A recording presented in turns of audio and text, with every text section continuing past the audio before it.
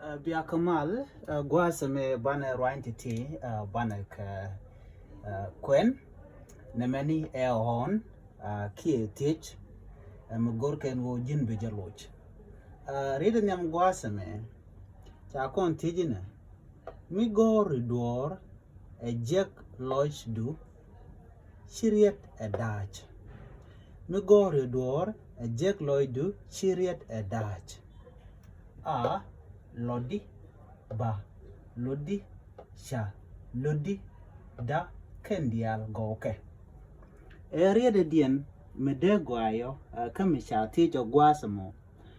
Many jigdu, many garping, one me. We go no bija garping guasame. Back when kakel, me go redor, a jag loidu, chiriet a Dutch. Lodi, ba, lodi, sha, lodi, da, kendial go okay. Be sure gorno jin bijanwaka nas and coquin. Ke be gorno jin bo broding a quinde and tongue nas.